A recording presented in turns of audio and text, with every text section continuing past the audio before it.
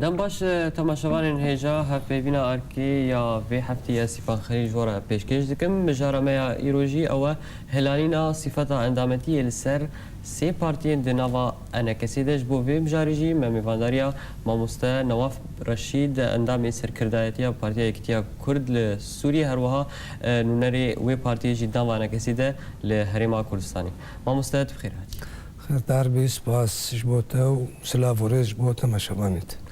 ماموسته بریارا درکرین یا جیم کارن بیجن هلانینا اندامتی صفت اندامتی السرسی پارتین البارتي بارتيا ريكفتنيا ووفاق اروها بارتيا الوحدي اف بريار تشاو هات استندن هاتنا استندنا ونا واش خو الكوري ريكفتنا دهوكي لفقرا سياسي خلايا كمين بو اتفاق سربو ايش دوازده لا تفذن بن دوازده لا انجمني بن شش کسی دی و ببینش پیکات یارش کسی سر بخورش پیکاتی هر دو انجمن و پشتی دست نشان بون 12 به 12 افشش دی و بریارک هاستندن اف 24 و هالبجارتنا وان شش کسا بکن بلکه آلیا انتخاب از نجرازی بمهنك دي جيرازي بس اف اتفاق سر بو اف توافق سربو اف اتفاق سربو نو اف 24 كسانا و وان ششا هالبجيرن شش كسا هالبجيرن اما وك انجمن اجتماعي كردي ام اتفاق بالناف هفدوده هر 12 ممثلين ماي ليفاغرا سياسي ده ام اتفاق بون ام كي درخينن ام اتفاق نو دبي سي كسيما ياك دوسي اتفاق بون حتى كجا درجة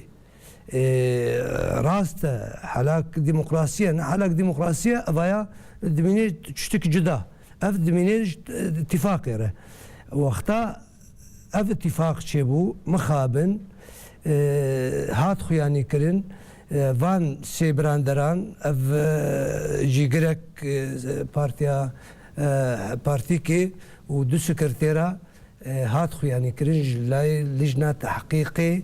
افان برادرا خرق كريا اف اتفاقي نوفاداري كريا جوي ميثاقي جوي عهدي نوفاداري كرنا بيجم مختيقو وي باشتربا هجر ممارسه قناعتي خو ممارسه كرنا وباشتربا بقوتانا ام نكارن التزامي بفي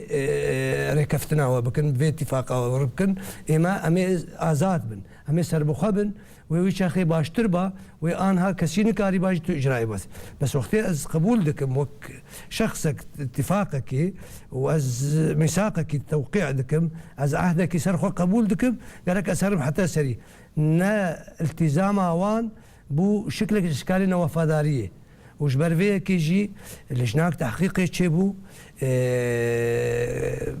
او كاغتي هاتنا ديتن وهاتي خوياني كرن اف حرسي برادرانا اون ايجو اف خرقه هاني كرنا وسروي اساسي جي اجراء بو هاتست تخازم بزلالي سرفيكي تشاو ناس كركو وان حرسي بارتيا دنگ خدايه تردمي والله او اليه تشاو ناس كر بس وك مبهيست أبايا تبعي لجنة تحقيقية أو لجنة تحقيقي تشكرية تشنكرية بس وقتي النقاش دبو أز آنها كارم ببيجم قو أز دوي لجنة دبا ما مشلوك أز كارم ببيجم وقتي أم 12 كسن ما 12 بلدانة أم حر 12 دين عرضي أم حر 12 حاضر ببنجي سهساني ترتنا وجي سهل ترتنا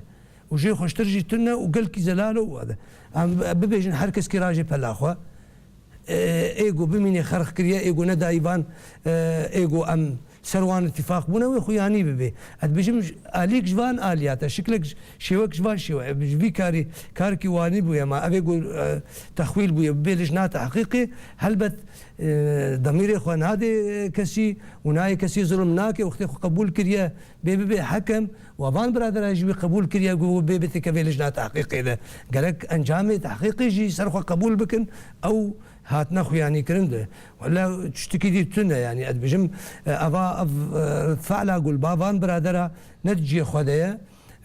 وی چێتر با وی باشتر با خەلکێرە بگۆتانە سەراگ هاندنێ بگۆتانە ئەم شاش بوون هەواڵی خۆر بگۆتانە ئەم شاش بوون ئەم غەڵەتین گەرەک مەوان نەکرا بەس مەوا کرد یعنی وێ چێتر بە ژوان دوود ئەفعالا و ژوان تەسریحا و ژوان سەراگ هاندنێ وێ چێتر بە يعني شتك وفاداريك بويا يعني نشتك نورماله يعني نشتك عاديه باش ما مست زانياري آگاهی الجمهور هبن كوف حرسي بارتي ودنگ خود تفدمي بريا دنگ داني بيجم تزانياري الباكسي تنبو وبغض النظر زانياري يك هبي بيجي والله شغلي شبهتي فياد نجي خده نت سياستي دجي بكارتين يعني اغوش كشي جرنكتر وج تبي بيوستر مهمتر اما ام حرد وازده تفقي حرد وازده جو انا نونرن انكسينا ايجو اوي هالبجارتني بكن اتفاق شيبويا اتفاقك صريح واضح شيبويا كي تشد بيجي شي ما جيتنا بس اتفاق شيبويا وتاكيد نبويا كسيت التهمه نكريا تتوان باري نكريا لا بشتي لجنه تحقيقي درخستيا وقوتيا اف جوان دوازده كسا فلان وفلان نه كسيندن افانا بيرنا افانا اشي وابيتنا اف حرسي هفالي دين خرق كرنا افايا لجنه قوتيا نما قوتيا ونتا قوتيا نكسي قوتيا باش ما مثلا اوري كفتنا هو اتفاق دوازده بارتي انجي انا كسي وندنگي خو بدن چه بارتي يانجي چه كسن سر بخوا وبريا وندرباسي دنگدامي بن وريكفتن بجي كربو ناف خود بلي ريكفتن نافوان حرد وازدا دا شي ببو ريكفتن هبو ناف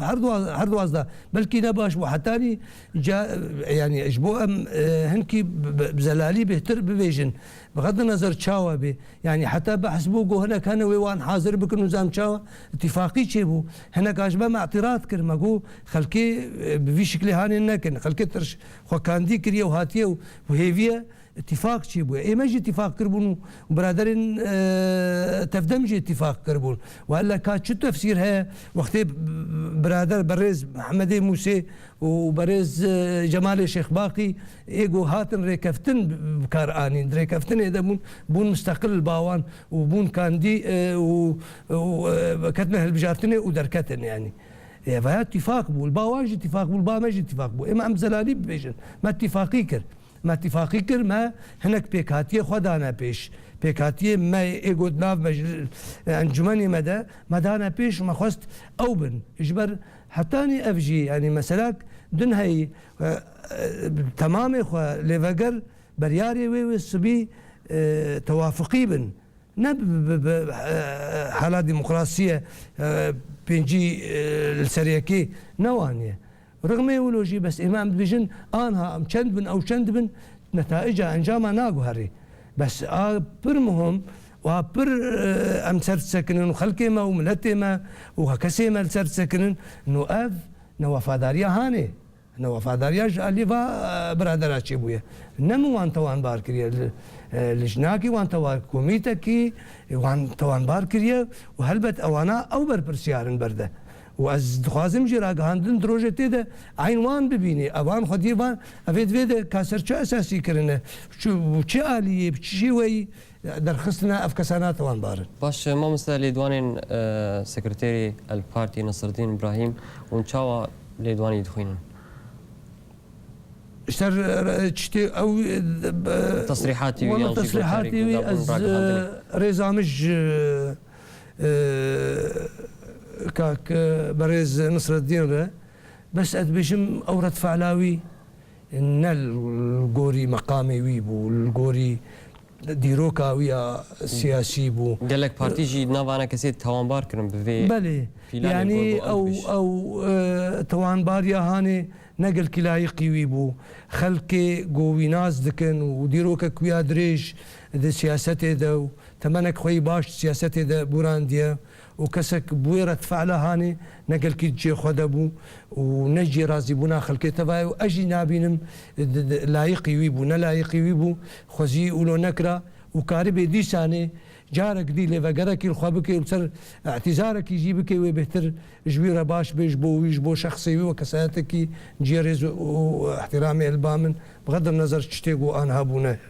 باش ما مس دوی لدوان خود دوی تصریح خود بيجي امي بري خوبدن دادگهن ریوبریا خسر یا کجالی پیدا و بري دم که هاتو برا گهاندن اون وقت انا کسی دام پیدا اعترافی بوان دادگهان دکن والله حتاني نها حتاني فيك كيليا امتيدا فيكاتي امتيدا تعتراف دادگه نبويه دادگه اما تشتي بريجي ما قوتي وركفتني ديجي اشخاص لي ماما مهتماي يعني دادگه امي اعاده النظر فان اسايا وفان مساله ولود بكن العقد الاجتماعي ده هجر اسايقو برادرين ما يقوش طرفك يشخر تشيكرنا فاناك تبوي اعاده نظر تدبن حتى نيقو امنا تبلي بون حتى امنا باش بن بيره تعتراف البامة تنا حتى في ساعتي تعتراف بيتنا والا وقتاقو ما اعتراف في دادگه بكره نحو جبوان بشوانا ركفتنجي مكاريبو ركفتنا دهوكجي مكاريبو ام دوان دادگه هذا چاره سري بكن و برادرايا رأياوية الوستاوية شدق بيجي وياش خورد بيجي او هري كم كي معنا يك باشا ويقل هيك كي بكي معنا دفي بري قل هيم بكي از ومحكمة ببينم شرعية حتى قو ازهرم هم بري بسكنم يا ايقو يتهما بكي هري بري بسكني اد بيجم جفي تشيتر جفي باشتر حكمة ما انجمنا ما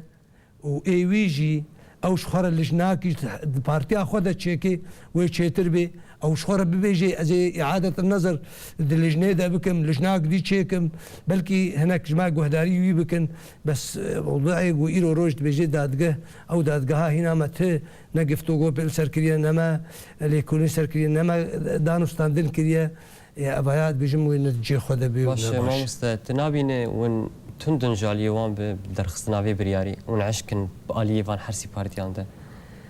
ام بيجم ناقو ام عشكن بيجم اعاده اعتبار في انجمنا باش كتيكي ما يادا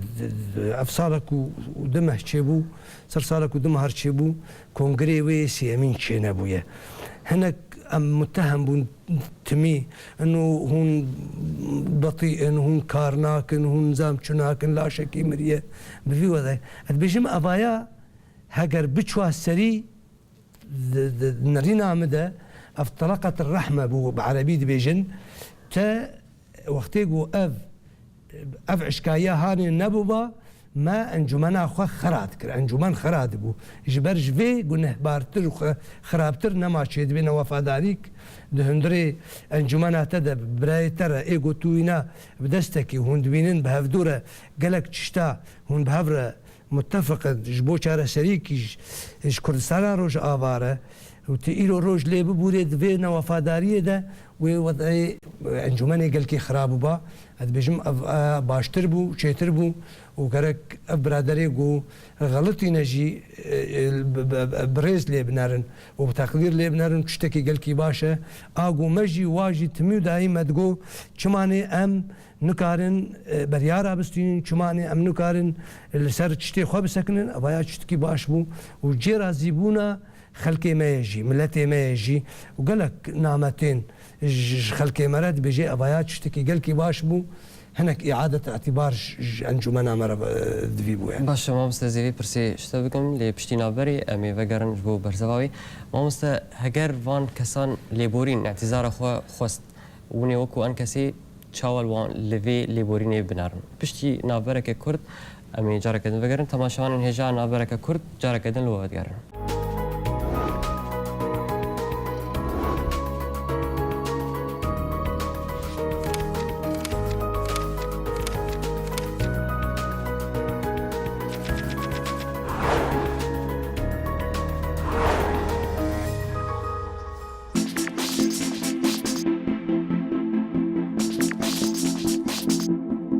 بله تماشاوان هجا جارك دن بدگرن عالیه میوان خو مامستا نواف رشید اندام سرکرداتیا پارتیا اکتیا کرد لسوریه بله مامستا بریا نافبری ما اف برشتکر هگر وان حرسی پارتیان وفاق والبارتي وبارتي الوحدة لبورينا خوج أنا كسي خوستن وبخوازن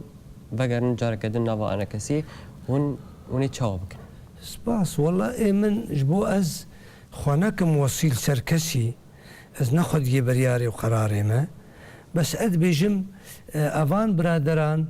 نب غشيمتيكي نب غلطك سهل بكريا بجم قبل بورين يعني ببي شخوي بلكي جم فراتر بارتيا مفراتر وبلكي انجمان يجي فراتر بي كسن او سرونن او يخديه قبول كرنا اعتذاري ونا قبول كرنا اعتذاري بن بس بجم يقولوا تشيتر وباشتر اف فقرن حزب خواه اف برادرانا حريكي فقرن حزب خواه بارتيين خواه راسته مثلا برادرك جاركي بري دروجاج مرقوت معقول هيا قهون شخصكي حزبكي بجبو غلطة شخصكي طبعا بار بكن بقولنا معقول نينا بامجي معقول نينا بس او شخصايا افي بارتياوي قالك ويباني كده كوميتك لكلين جيرا تشيكي جيرا بيجي براو متكري سكرتيري خو سرسلا وسر شعبا بس مصيري خو ناس بارتيات قلت هاري مصيري من بليزي وقتك تشتكواني ببي ممكن تروجي بيدا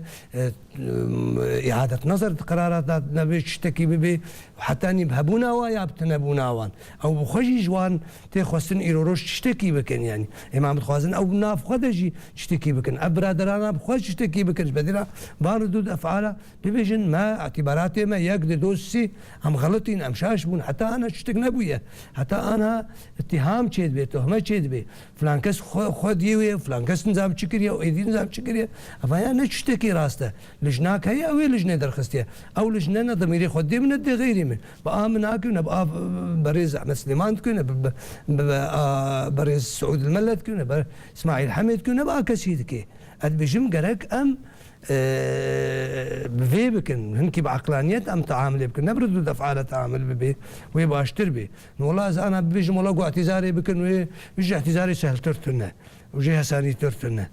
بس ما مست رخصتنا اوروبا يا بارتيا الوفاق دو داخيانيك بيانك درخستبو دبيجك هجر سكرتيري ما دستي خوش کار برنده امی کاری خراوستین حیاکو او دستی خو بجی کار برده بلی تدبینه و شورشک نوا وان پارتیان چی به پشتی ویکی والله از نج انصار انقلابات همه وز نخوازم تو انقلابات تو پارتی هذا چی بی کاشا وز نخوازم پارتی همه دیجی چی بی بس چشتکی باشه سابقه که تو يكيرد بيجي تماصري خو تسنيت بيجي ورا از نلجمتا كسكي بإرادما بهالوستم برأيهم راستا تديروا متفقنا غدا تشتكي باشا بس بعقلانية تعامل ببي نبنا في برشبونا بتشتكي باشا بيجمو تشتكي باش بي وأفايا ببي ويجي در حتى خلكي ما جي ملتي ما جيبي وحتاني أنكس يجيبي وبيجمو باشتر بيج بس نب شكلي جو أم ببيجن والله انشقاق شبي أو شبي براستيجي باش بي دانين تأكيد ببي أبرادرانا لجناك شبي بري حرشتي بين بفي لجنا أبا برادرانا توان بار كرنا يعني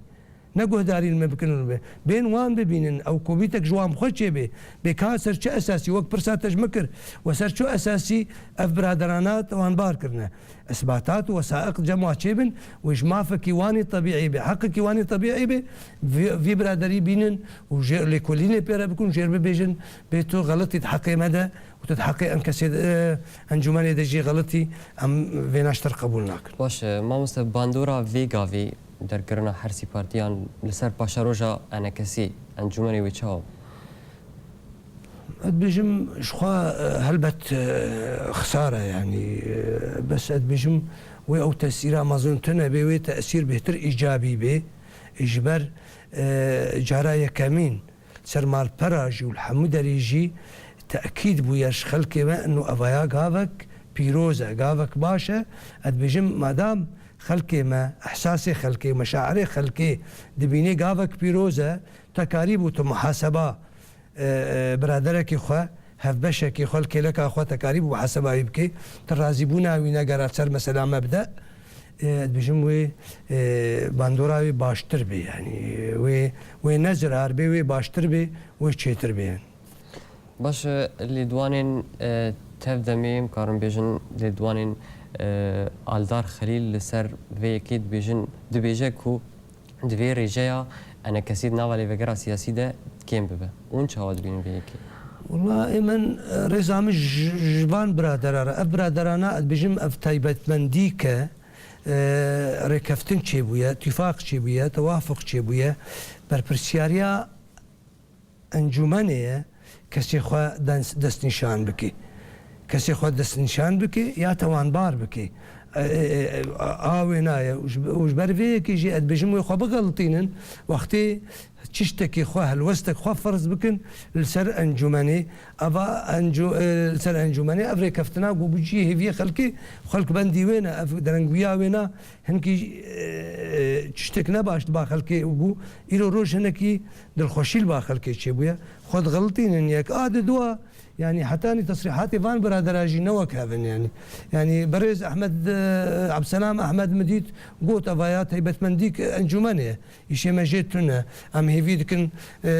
تشتيواني هي تايبت منديا خو بخصوصيا خو صافي بكن مثلا برز الدار خليل تشتكي ترسيوي قوتيا ام هيفيدار او بخوجي بيك برياري دركبن وهفدو ببينن وزانبن بيتشدكن يعني خنا غلطينن وشيتر بك هاشاوا ام ناخوازن ام تدخلت تايبت منديا واندا بكن او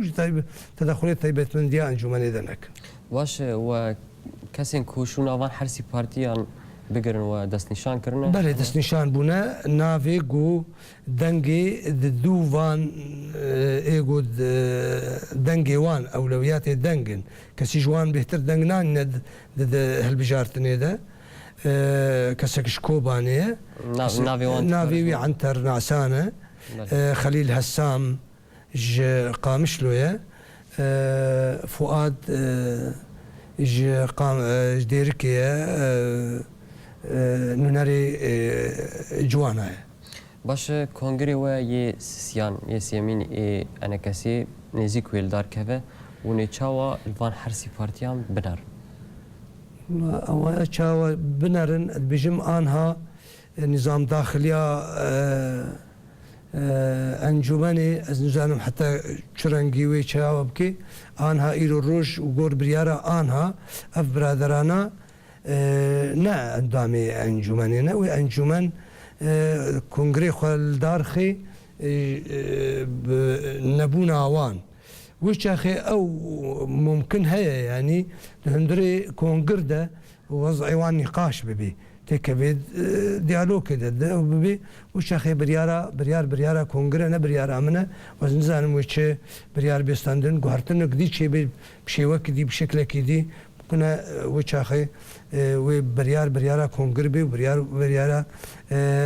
كوميتا امادكار اش كونغر وبريارا وان بي ازي نكار بمشتكي برسبك تمام وكون ونرجها انا كسيل هريما كردستاني وجفين سيرفي كيلدار خستن وان او نونري وان واغهدار كرن وتشاوكر ما هنا تجفين نكريا ما جفينك روجا شمي تشويكر تمامي اندامي خو هين تشتك توانباري نبو تهمه هبون قوتن هبو هناك تقول سي بارتينا بس ما جواتا خكر بتمامي دروجتي دا امي جواتا كي بكن اما ام ممثليه انجمني اجتماعي كردي اقشتيل هريمي كردستان وكفان هري انجمه اي خوجهي امي الجور بريارا وان تصرف يمكن وقتي جو اواش يمكن امي الجور وينا وي هلبتي وقتا جو اي سركردايتي قشتي امانه ده نميني وهلبت نري وانجي الباما نمين باش ما بس او كوني بابندي برياري انا كسيب نقدر ولي كسن هل الفيدا شو نوان بقرن نرجعها هريما كردستاني وكس دست نشان كرنا نا ابايا ابانا بنافي بارتيان ابنافي بارتيانا بس ايه ترشيحاتي قوتشي بونا بنافي كسي بيكاتي مجلسي بون ايه جود هندري مجلس الفيدا تمثيليا نونراتيا كردستاني بارتينا كسي سربخا نونراتيا دتنا الور كسي سربخا هبون عنتر وبرز عنتر وبرز خليل وبرز فؤاد افانا بيكاتي انجمنی بون کتن دو سابان برادرا لفر تشتكتونه دمینن پارتی ام نه نونرن نه پارتی بون ام نه نونر بون ایرو روش آنها و بمینن 6 نونر حتانی کنگره سیامین پارتیا پیدا کسی هنا بسين ونرايل قور برياري حتاني ويش اخي انا بسين ونرا او دروني امام هريكي بنونراتيكي بشخصك باش ما مستهتي قوتن كو انا كسي جيفينك تبدا مي خوستيج بو مجارة لفقرة سياسي اللي تبدا مي خود دالي حتى شرا دي اف يقراست والله از ناقه دارم جو بس اد بيجم اف تصريحاتي جو دبن بلكي الجوري فان تصريحاتها تشكي وها هبي از دي ساجد بيجم اد بيجم قرق زوب بي و شاش بي وخشاش بكي وقتي جو اما دكاريا انجمني هي حتى انها ذكرن صدمه نريفا بتشونا ليفا بريه انجمن ايرو انجمن بيجي از اما دكارم اواناجي وابكن ويشتكي نباش بيج خلكي مملتي مره وش قناغا ايرو روج اف قناغا استيار ونباش بي قرك بكن بس ازنا اقه دارم جو شعر قلت شكرنا ازنا اقه دارم تشتك جمر نهاتيه نو وقتك هاتيه دست نشان كرن نو فلان روجي دا امي جواتك بكن وانا نهاتنا اسبين اقه دار باش ما مستهي قوتنك تيا داوي السيرفي مجاري والله از هيفيدكم ام تمامي ما ام حمجي بربرسياري نبقى زيتيا حزبايتي ام السيرفي ليفاقري بسكنون ام كاربن كاركي جملتي خورا بكن واقر هناك ما غلطي بنجي از هيفي دارم روجي تيدا ببن درسك هركس يجمره ام كاربن وفادار بن بهفدورة قال لك سباس ماموستا نواف رشيد عندما سركرداتيا بارتيا كتيا كرد لسوريا هروساجي نونري وي بارتيا دنافا انا كسيد الهريمه كورساني قال لك سباس ويرو مرة بشتاربو بلي تماشوان هجام قشتنا تاليا هفيفينا اركيا في حفتي تا هفيفينا كدن هرشادو بختار